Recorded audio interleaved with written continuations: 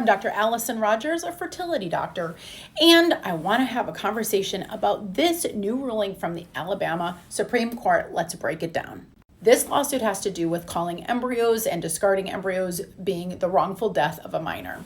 So with this case, a patient went into a restricted area of an IVF center, got into a cryo tank, picked up cryopreserved straws, it burned their hand, they dropped it, and the embryos were damaged beyond repair. There were 3 families involved. They brought a lawsuit saying that this was considered the wrongful death of a minor. Humans are very inefficient at how they reproduce, and from the number of follicles you have, we don't get all of those as eggs. We're not all going to be mature. They're not all going to fertilize. They're not all going to grow normally. They're not all going to be genetically normal. And then even the ones that are genetically normal and frozen, they're not all going to survive the thaw. They're not all going to attach.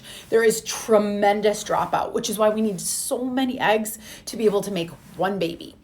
And what this law is saying is that discarding an embryo, whether intentional or not intentional, is considered similar to unaliving a child. So obviously these are embryos that are in a cryo tank. They're not attached. They don't have a heartbeat.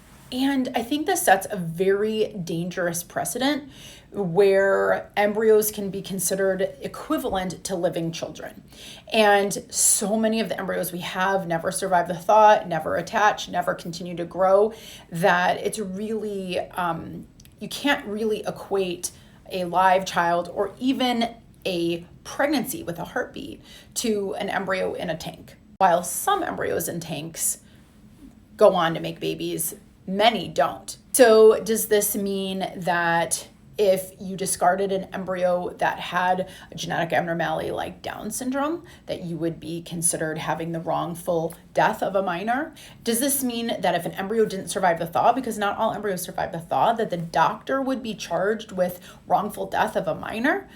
Because we know that not all embryos survive the thaw. I think this creates a lot of concern for people in the fertility community, both patients and providers. Obviously, the poor patients who lost their embryo because, somebody did something unlawful and went and, got into a tank that they shouldn't have been into and discarded embryos, that person certainly committed a crime. But I think that calling a cryopreserved embryo the same as a child is a really dangerous precedent. And I think that this is going to have huge implications on the future of IVF, the IVF in the state of Alabama, and any other states with laws that are preventing and restricting IVF care.